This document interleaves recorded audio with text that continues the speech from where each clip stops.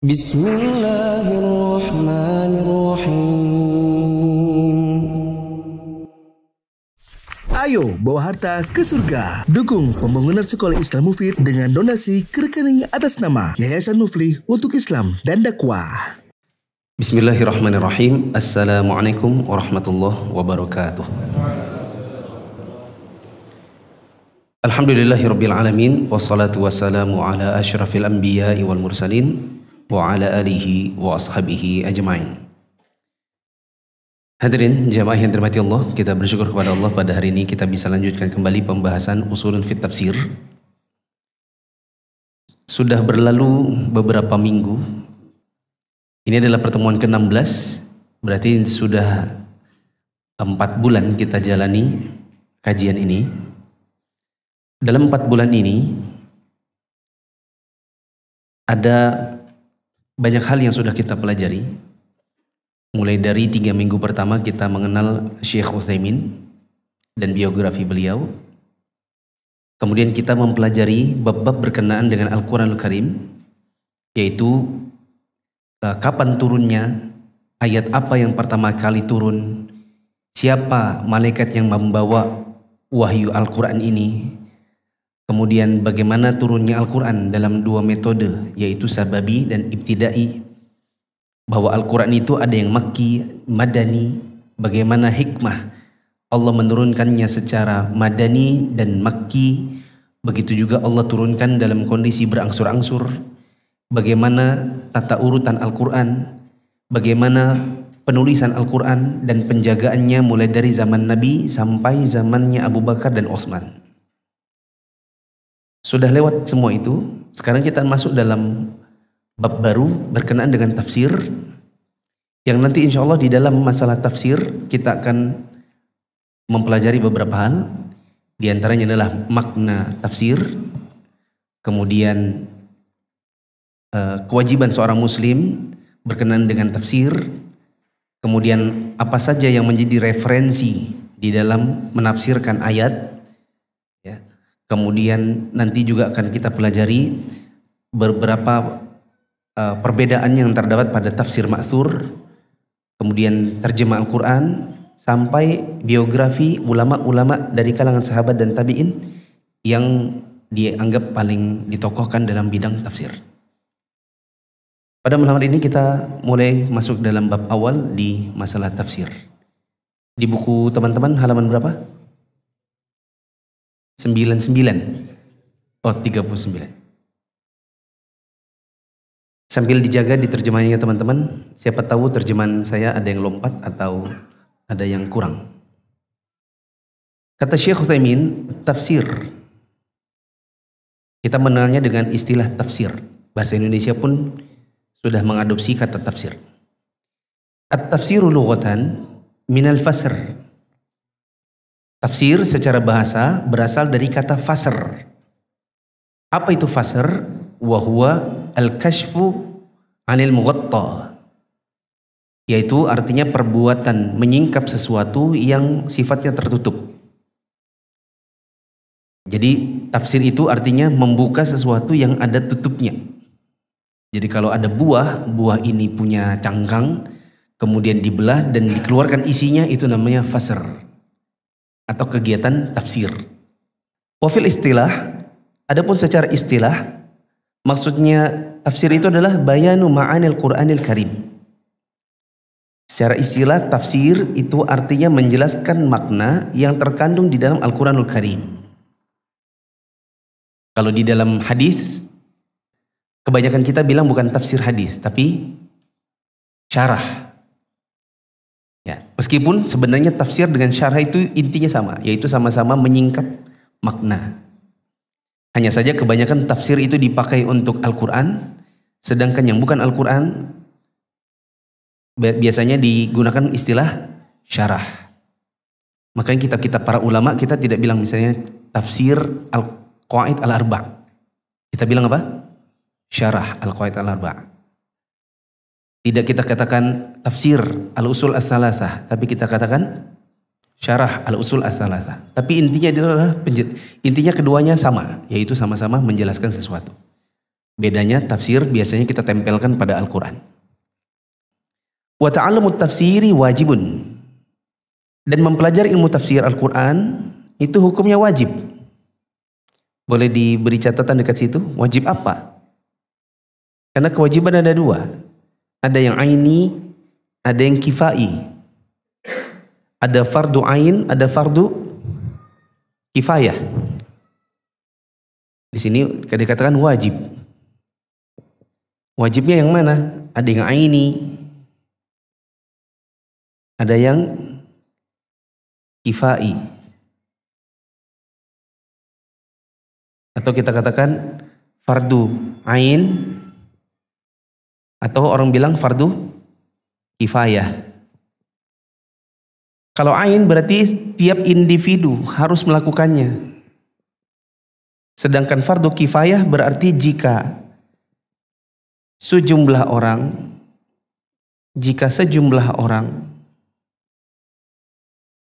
yang jumlahnya ini cukup sudah mengerjakannya,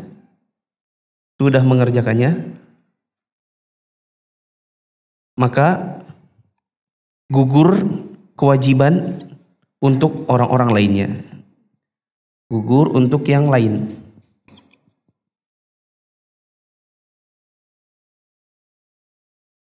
Nah, tafsir Al-Quran masuk di mana? Apakah setiap individu harus punya kemampuan menafsirkan Al-Quran? Ataukah jika sejumlah orang yang jumlahnya cukup sudah mengerjakan tafsir ini, maka gugur bagi yang lain? Jawabannya? Kata Syekh Utsaimin, tergantung. Tergantung pada ayat-ayat yang seperti apa. Pada ayat-ayat yang kita tidak boleh jahil tentangnya, maka kita wajib belajar. Contoh yang seorang muslim tidak boleh jahil tentangnya apa? Syahadat. Ya. Maka kita harus tahu tafsirnya qul huwallahu ahad. Apa qul huwallahu ahad? Katakanlah bahwa Allah itu esa. Nggak boleh seorang muslim nggak tahu sama sekali di dalam Al-Quran itu dalilnya tentang tauhid yang mana, nggak tahu. Karena tauhid itu seorang muslim tidak boleh jahil tentangnya. Nggak boleh ditanya, kenapa kita harus nyembah Allah? Kenapa ya? Apa coba dalilnya dalam Quran? Apa ya? Kalau nggak ngerti dalam hal ini, maka kita berdosa. Karena hukumnya fardu yang atas. Apa itu? Ain. Seorang muslim tidak boleh tidak. Dia harus tahu tentang dalil kewajiban sholat 5 waktu. Maka untuk ayat yang berkenaan dengan sholat 5 waktu, seorang muslim harus tahu.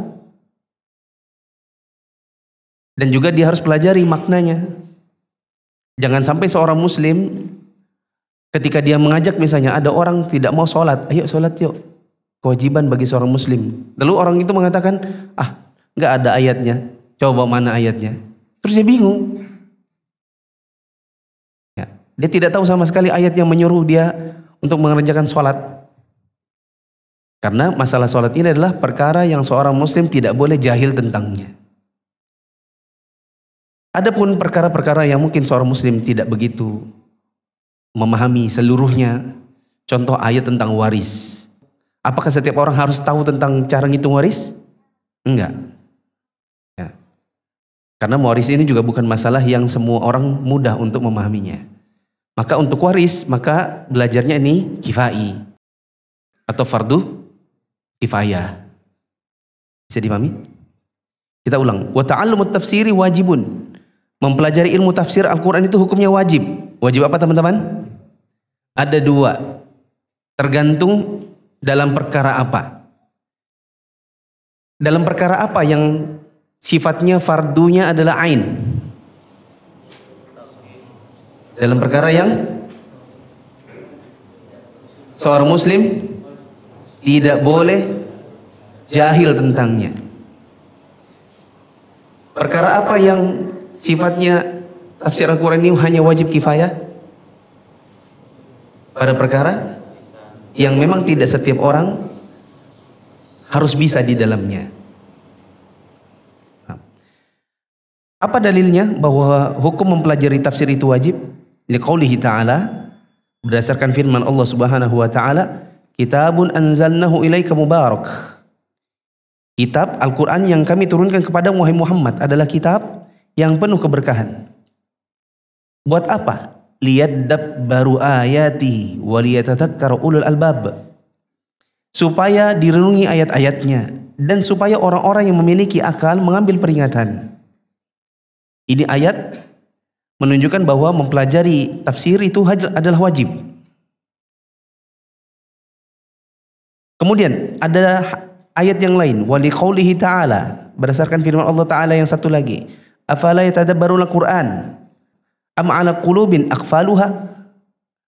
Tidakkah mereka mentadabburi Al-Qur'an, maksudnya mempelajari tafsir, atau telah terkuncikah hati-hati mereka? Kata Syekh Utsaimin, wajhud dalalati min ayatil ula, sisi pendalilan dari ayat yang pertama. Ayat yang pertama maksudnya yang surat Shad ayat 29. Kenapa surat Shad 29 ini dijadikan dalil bahwa belajar tafsir itu wajib? Kata beliau, wajhud dalalah atau sisi pendalilannya adalah annallaha ta'ala bayyana annal hikmata min inzali hadzal qur'ani al-mubaraki ay yatadabbarun nasu ayati. Bahwa Allah Subhanahu wa taala menjelaskan bahwa hikmah diturunkannya Al-Quran yang penuh berkah ini adalah supaya manusia mentadabburi ayat-ayatnya, wa yatta'idhu bima fiha, dan supaya mereka mengambil pelajaran dari makna yang dikandung di dalamnya. Lah bagaimana kita mengetahui makna yang terkandung di dalam ayat kalau kita tidak belajar ilmu tafsir? Wat tadabburu, dan yang dimaksud dengan tadabbur di sini adalah at-ta'ammulu fil alfadhi lil wusulu ila ma'aniha. Tadabbur itu artinya merenungi lafaz-lafaznya untuk dapat memahami makna-maknanya. Fa idzam lam yakun dzalika, kalau bukan untuk ditadabburi, fatatil hikmatu min inzalil Qur'an, maka akan hilang hikmah dari diturunkannya Al-Qur'an. Wa sar mujarrada alfadhin la ta'thira laha, maka nanti kalau bukan untuk ditadabburi, bukan untuk dipelajari kandungannya, maka nanti Al-Quran itu berubah sekedar menjadi kumpulan lafaz-lafaz yang tidak punya makna apapun. Jadi kayak mantra. Mantra itu kan nggak ada maknanya. Antum pernah hafal mantra apa? Mantra untuk nahan BAB namanya masalah pajalah, masalah pajalah. Pernah diajarin nggak? Kalau ketemu anjing kayak gini tangannya, jarum jempolnya dikepit ke dalam, terus bilang sama anjing, masalah pajalah, masalah pajalah. Masalah pajalah itu artinya apa? Dia cuma lafaz gak punya makna. Simsalabim ada apa? Simsalabim apa? Ada apa? Abrakadabra. Apa coba maknanya? Nah, ada itu cuma lafaz doang, gak ada maknanya. Nanti kalau seandainya Al-Quran itu nggak dipelajari makna-maknanya, nanti dia kayak mantra. Cuman sekedar tulisan, nggak ada maknanya. Ya, kalau nanti hanya sekedar tulisan nggak ada maknanya, nanti Al-Quran ini nggak ada gunanya diturunkan. Lalu Syekh Utsaimin mengatakan, wali annahu la yumkinu al-itti'adhu bima fil Qur'ani biduni fahmi ma'anihi. Selain itu, tidak mungkin mengambil pelajaran dari kandungan Al-Quran tanpa memahami maknanya melalui tadabbur.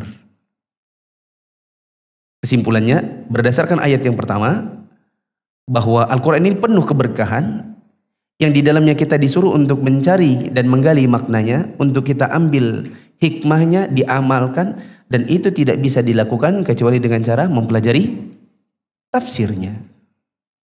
Wa wajhud dalalati minal ayati tsaniyati, sedangkan sisi pendalilan dari ayat yang kedua ayat yang mana? Surat Muhammad ayat 24 tadi. Annallahu ta'ala wabbakha ulaika alladzina la yatadabbaruna al-Qur'an. Sisi pendalilannya adalah bahwa Allah Ta'ala mencela orang-orang yang tidak mau mentadabburi Al-Quran. Wa asyara ila anna dzalika min al-ighfali ala qulubihim wa adami wusulil khairi ilaiha. Dan Allah juga menerangkan bahwa keadaan orang yang tidak suka untuk mempelajari Al-Quran itu disebabkan terkuncinya hati mereka dan tidak sampainya kebaikan kepada hati mereka itu. Makanya Allah sampai bilang apa? Di surat Muhammad ayat 24, tidakkah mereka mentadabburi Al-Quran? Atau telah terkuncikah hati mereka? Teman-teman yang sudah belajar bahasa Arab, tandai pada kata am.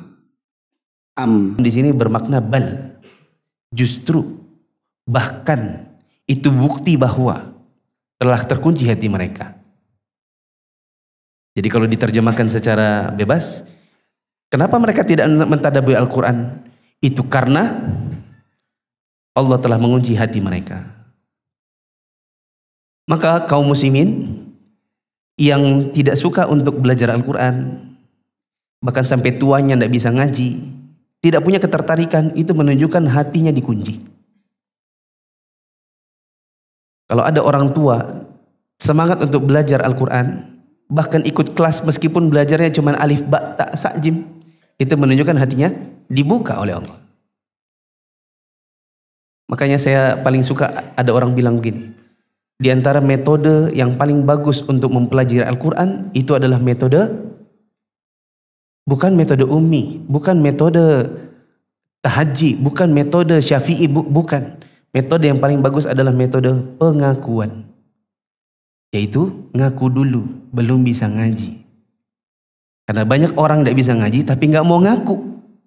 Makanya ada banyak kelas Quran, bahkan gratis, mereka tidak tertarik. Karena tidak mau mengakui bahwa dia sebenarnya belum bisa baca Quran. Orang kalau memang hatinya tertutup, kalau orang memang tidak tertarik untuk mengakui bahwa dia belum bisa baca Quran, metode apapun gak ada gunanya. Metode itu baru nanti pengantar keduanya, mau pakai metode apa yang cocok. Asalkan mau membuka hati dulu. Wa kana salaful ummati ala tilka tariqatir wajibah. Para salaf terdahulu dari umat ini di masa silam meniti jalan yang wajib ini. Jalan apa teman-teman? Jalan tafsir. Yaitu kalau belajar Al-Quran itu bukan cuma belajar tajwidnya, bukan apalagi belajar lagunya. Yang mereka pelajari betul-betul sampai mendalam, yaitu tentang maknanya, yaitu belajar tafsir. Kemudian yata'allamun al-Qur'ana alfadhahu wa ma'aniyahu. Mereka para salaf terdahulu mempelajari lafaz-lafaz dan makna-makna Al-Quran. Perlu diketahui lafaz itu maknanya adalah belajar cara bacanya. Kalau kita sekarang ini kan baru taraf belajar cara baca. Kebanyakan kelas Quran di kita ini baru sampai pada taraf belajar cara baca. Belum sampai pada taraf makna. Ya, karena memang jadi guru Al-Quran, apalagi mau ingin dipanggil seorang ustadz bidang Quran, maka kemampuannya harus lebih dari sekedar cara baca. Tidak bisa hanya sekedar dengan pada taraf punya kemampuan atau sanad di bidang cara baca. Kalau cuman bidang itu banyak yang punya. Kalau kualifikasi menjadi seorang yang dikatakan seorang guru ahli bidang Quran, seorang yang Masya Allah bidang Quran, lalu kemudian dia cacat dalam sisi, misalnya tidak bisa bahasa Arab, kita tantang nanti antum ketika masuk di dalam bidang, ketika antum mengajarkan yang namanya waqaf ibtida, antum tidak belajar bahasa Arab, ya, meskipun antum punya sanad maka gak ada gunanya di bidang itu ya. Nah, li'annahum bidzalika yatamakkanuna minal amali bil Qur'ani ala muradillahi bihi. Dikarenakan hidup yang demikian, para salaf yang kalau belajar Quran itu bukan cuma cara baca, tapi juga belajar maknanya, maka mereka pun dapat mengamalkan Al-Quran sesuai dengan apa yang Allah kehendaki. Makanya amalan para salaf sesuai dengan yang Allah kehendaki. Fa innal amala bima la yu'rafu ma'nahu ghairu mungkin. Sebab tidak mungkin mengamalkan sesuatu yang tidak bisa dipahami maknanya. Ini saya juga baru, Masya Allah ya, perkataan ini baru menyadari saya. Saya terjemah, tapi saya fokus kepada terjemahnya, belum sampai pada taraf memahami dengan baik kalimat ini. Ternyata setelah saya bacakan, Masya Allah, Karena hidupnya para salaf yang demikian, di mana mereka belajar Quran bukan cuma cara baca, maka mereka bisa mengamalkan Al-Quran sesuai dengan yang Allah inginkan.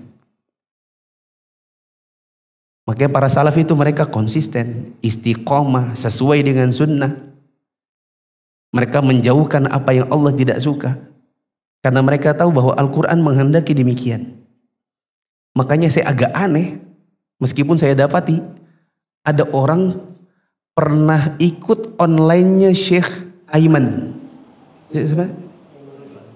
Aiman Sweid. Aiman siapa? Ya.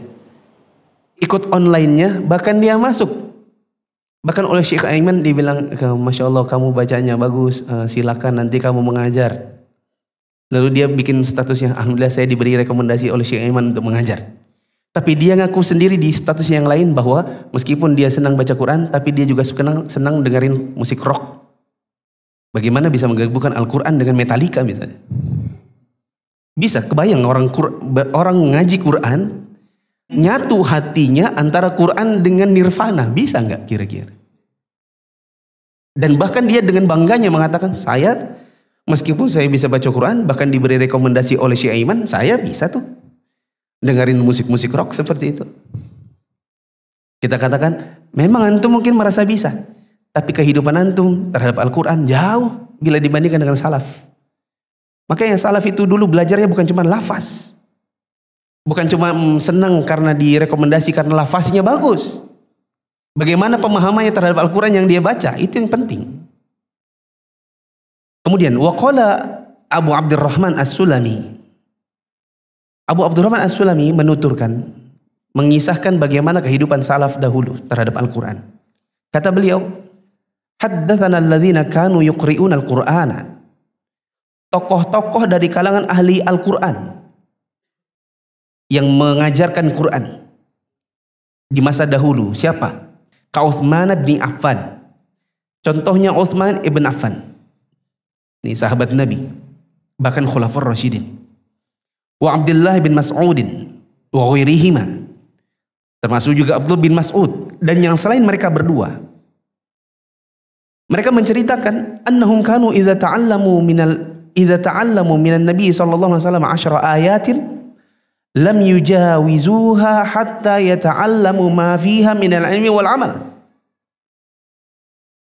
Utsman bin Affan, Abdullah bin Mas'ud dan tokoh-tokoh sahabat Nabi yang lain yang mereka mengajarkan Quran kepada para tabi'in dan juga yang mengikuti mereka turun kepada para tabi'in, di mana mereka menceritakan dahulu kami jika mempelajari 10 ayat dari Al-Quran yang kami belajarnya langsung kepada Nabi SAW, mereka ini tidak langsung melanjutkan ke ayat-ayat setelahnya sampai mereka terlebih dahulu mempelajari kandungan ilmu dan amal yang ada di dalam 10 ayat tadi.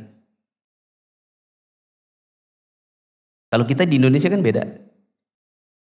Memang perbedaan kita pertama jelas mother tongue-nya kita beda.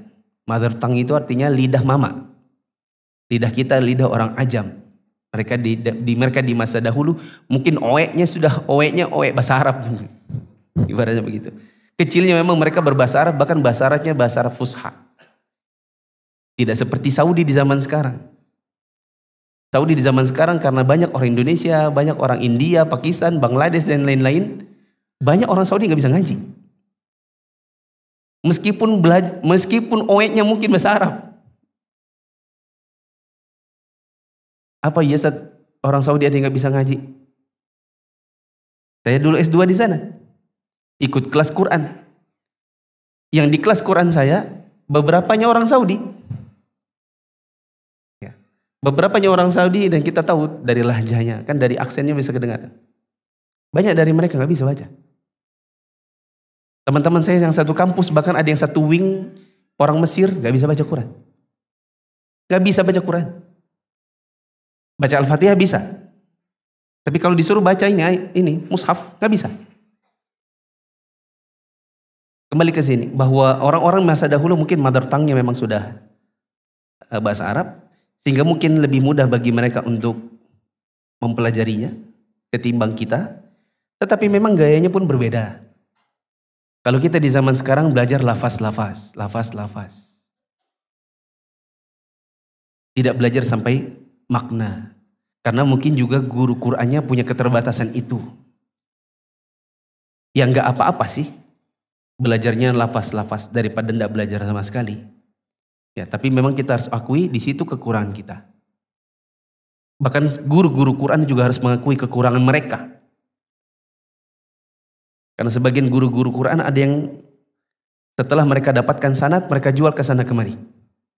Bahwa mereka bersanad, bahwa mereka punya kapasitas, tidak seperti yang lain. Sampai saya baca ada seorang yang dia punya sanad, dia hina guru-guru Quran yang bagi dia itu tidak seperti dirinya. Lalu kemudian dia puji Habib Sufi, yang Habib Sufi ini waktu ngimami di Indonesia nggak bisa. Al-Fatihahnya hancur-hancuran. Jadi kalau guru Quran, sebagian dari mereka yang bagi dia ini kurang, ini kurang, ini kurang, banyak dikritik. Begitu ketemu Habib Sufi yang bacanya pun hancur, dia puji.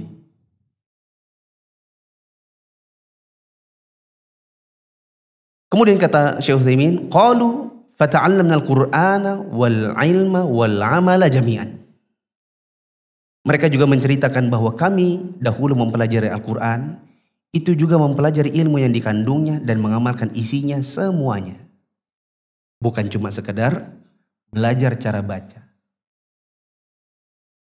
Selanjutnya kata Syekhul Islam Ibnu Taimiyah, qala Syekhul Islam Ibnu Taimiyah, wal 'adatu tamna'u an yaqra'a qaumun kitaban fi fannin min al-'ilmi kat-tibi wal hisabi la yastashrihuhu.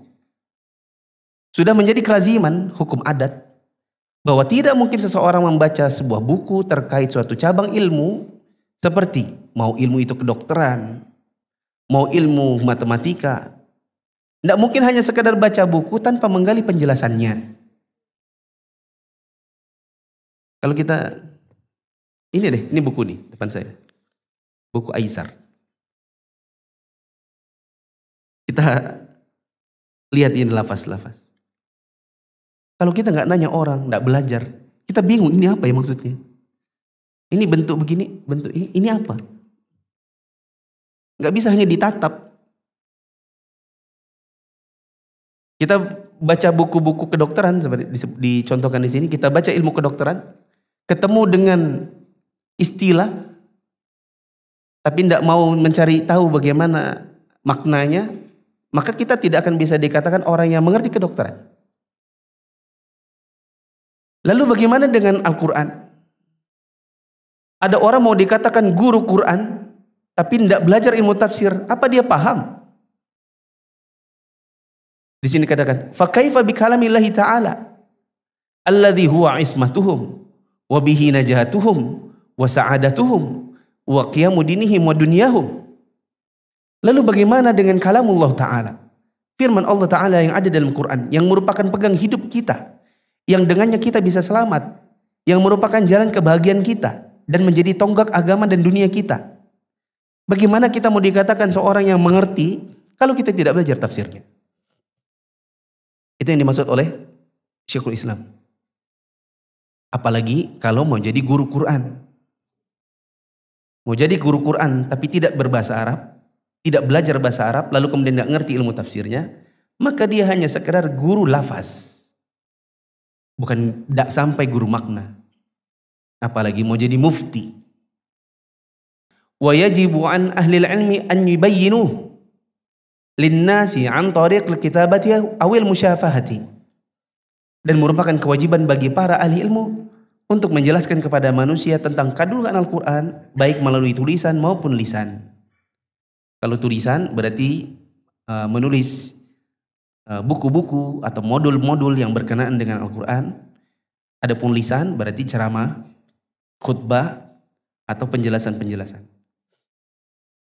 Liqaulihi ta'ala, ini berdasarkan firman Allah Ta'ala, wa idh akhadallahu mitsaqal ladzina utul kitaba.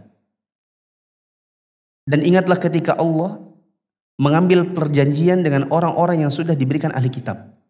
Yang sudah diberikan Alkitab. Maksudnya adalah ahli di bidang kitabullah. Untuk apa? La tubayyinunnahu lin-nasi wala taktumuna. agar mereka itu menjelaskan kepada manusia dan tidak menyembunyikannya. Surat Ali Imran ayat 187. Ini dalil bahwa untuk orang yang punya kemampuan, Allah berikan kepada mereka ilmu, maka mereka harus berusaha untuk menjelaskan kepada manusia kandungan Quran. Wa tabyinul kitabi linnasi syamilun litabyini alfadhihi wa ma'ani. Dan yang namanya menjelaskan Al-Quran kepada manusia itu mencakup bukan cuma lafaz-lafaznya, tetapi juga maknanya. Artinya ini tanggung jawab bagi setiap orang yang menjadi guru Al-Quran. Untuk Anda belajar bukan cuma belajar dari sisi lafaz. Tidak cukup untuk belajar hanya dengan sod, fathah, so, ba, kasroh, bi, ro, fathah, ro, so, bi, ro. Tidak cukup. Guru Quran harus lebih dari itu. Oh, saya lebih, Ustaz. Apa? Saya pernah dapat rekomendasi syekh untuk ngisi, untuk ngajarin. Bahkan saya direkomendasikan untuk bikin rekaman murattal. Gak cukup. Sampai mana keilmuan antum? Antum sudah bisa bahasa Arab? Kaifa haluk? Alhamdulillah Ustaz. Oh Masya Allah, bisa. Kaifa haluk? Aina taskun? Hah? Apa? Di mana kamu tinggal? Di Kampung Timur, Masya Allah. Min aina darasta al-Quran? Hah? Apa itu Ustaz? Oh Masya Allah, ternyata belum bisa bahasa Arab rupanya.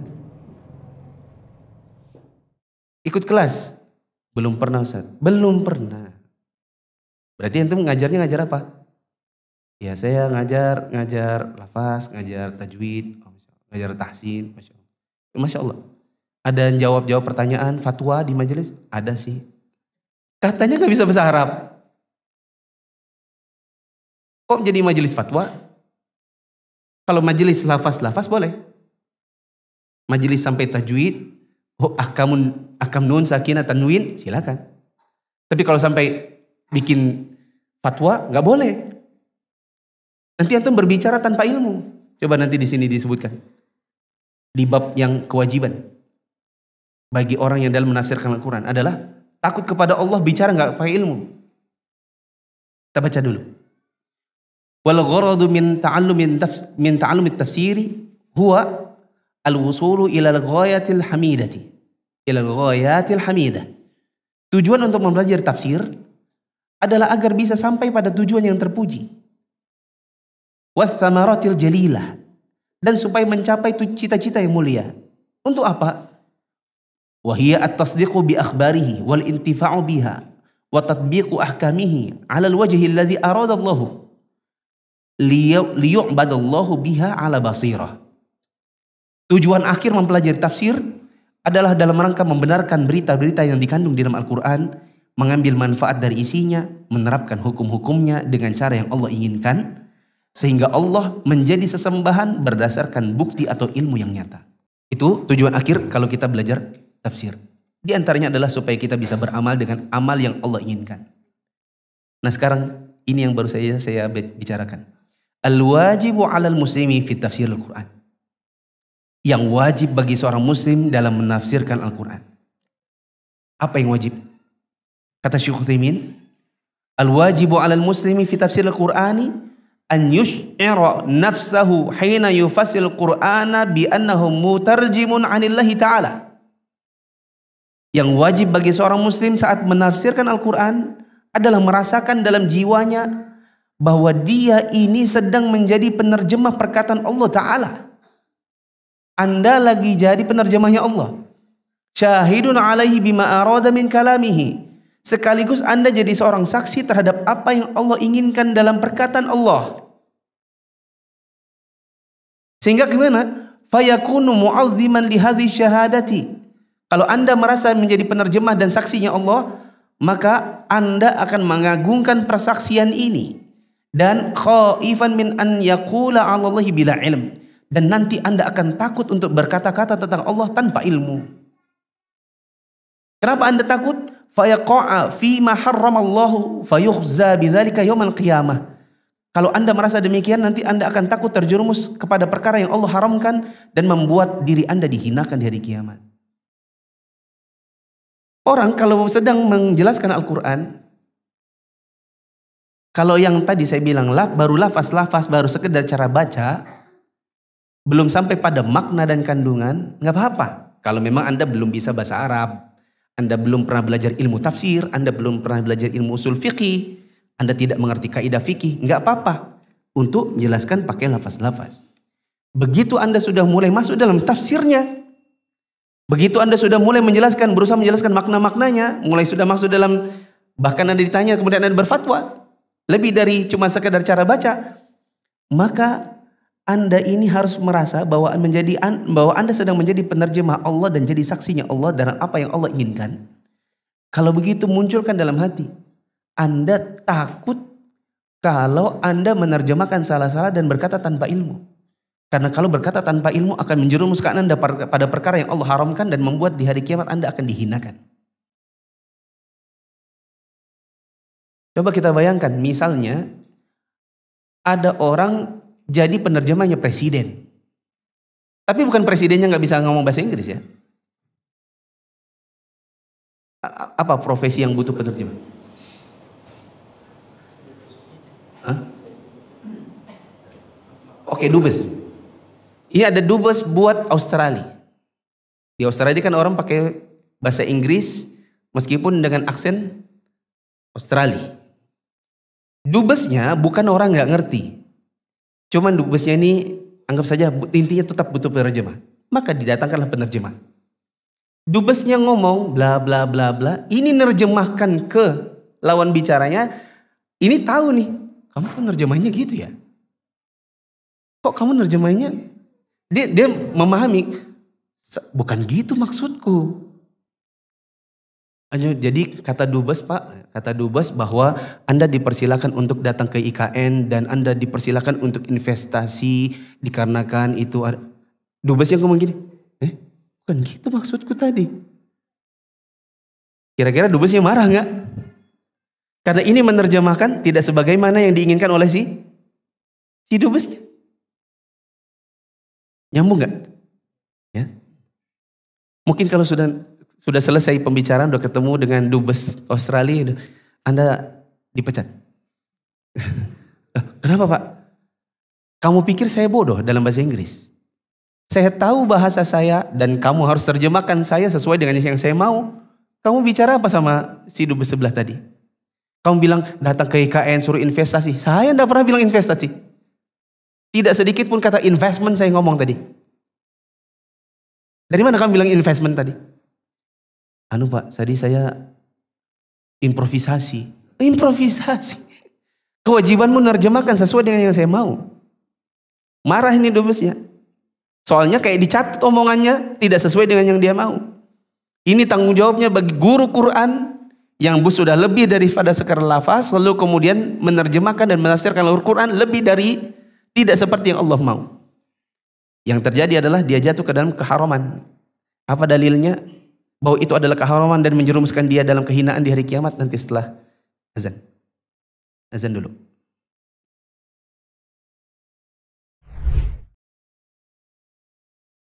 Allahu Akbar, Allahu Akbar. Allahu Akbar, Allahu Akbar.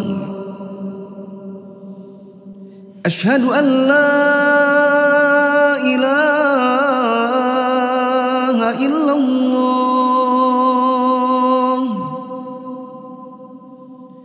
Asyhadu an la ilaha illallah. Asyhadu anna Muhammadar Rasulullah.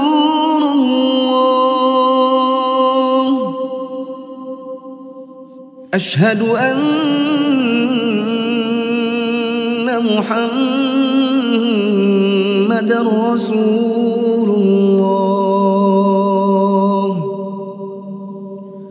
حي على الصلاة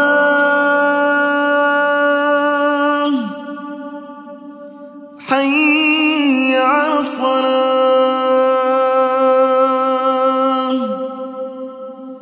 حي على الفلاح حي على الفلاح الله أكبر الله أكبر لا إله إلا الله.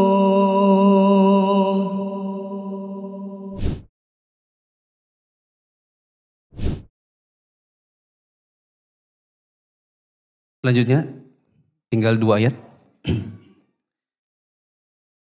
Apa dalil bahwa kalau kita bicara tanpa ilmu dalam Al-Quran ini atau dalam ilmu agama Allah tanpa ilmu, nanti akan menjatuhkan kita dalam perbuatan haram, bahkan menjatuhkan kita ke dalam kehinaan di hari kiamat.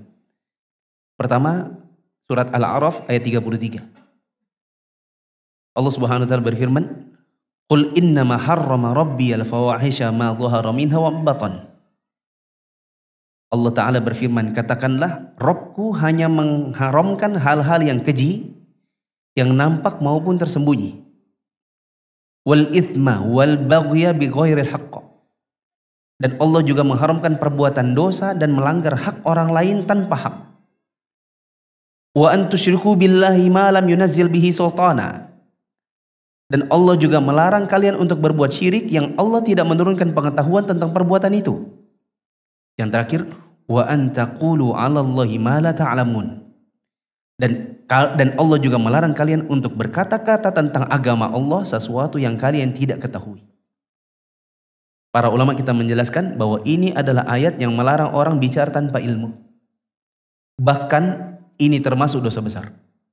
Dikarenakan Allah mengharamkan hal-hal keji, perbuatan dosa-dosa besar, melanggar hak orang lain, sampai masalah syirik, lalu Allah sandingkan dengan bicara tanpa ilmu.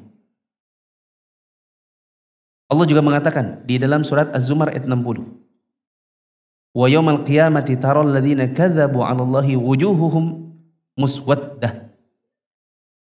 Allah Ta'ala berfirman, dan di hari kiamat engkau lihat orang-orang yang berdusta tentang Allah, yaitu bicara tanpa ilmu, wujuhuhum muswaddah, wajah-wajah mereka jadi hitam. Alaysa fi jahannam mathwal lil mutakabbirin. Bukankah jahanam itu tempat kembalinya orang-orang yang menyombongkan diri? Termasuk yang menyombongkan diri adalah yang bicara tentang agama Allah salah-salah, lalu manakala dikoreksi tidak mau dikoreksi, bahkan cenderung ingin menghinakan orang yang mengoreksi dirinya, seolah-olah dia pasti benarnya. Apalagi yang mengoreksi banyak orang. Ini kayak imam sholat zuhur, harusnya rokaat keempat, duduk tahiyat akhir, ternyata dia berdiri. Makmumnya rame-rame bilang apa? Subhanallah, dia nekat tetap berdiri. Padahal satu lawan banyak. Apa iya ingatan satu orang lawan orang banyak bisa menang? Rame-rame lupa begitu satu masjid, hanya dia dong yang ingat. Kewajiban imam harus duduk lagi karena dia diingatkan. Karena itu menambah rokaat. Bila dia lanjutkan maka dia batal. Siapa yang di belakang yang ngikut-ngikut dia batal juga. Lah ini ada dai misalnya, diingatkan Anda salah dalam masalah ini. Nggak ada ulama dari masa dahulu yang mengatakan syair itu musik. Dikoreksi oleh banyak orang, terus dia bertahan. Dan cenderung ingin menghinakan yang koreksi dirinya. Masa iya satu orang ustadz lawan banyak ustadz? Apalagi yang ngoreksi ini yang sudah senior-senior, yang S3 bidang akidah, yang S3 bidang tafsir. Kalau dia mengatakan ini Quran, itu kan cuma teknik industri. Kalau di sana ada S1, S2, S3 namanya Ustadz Muammar. Ya. Dia dokter yang memang sampai bidang Quran. Koreksi juga buat Anda, ternyata dia gak bergeming. Ini apa katanya? Di hari kiamat kamu akan lihat orang-orang yang berdusta tentang agama Allah, wajah mereka jadi hitam.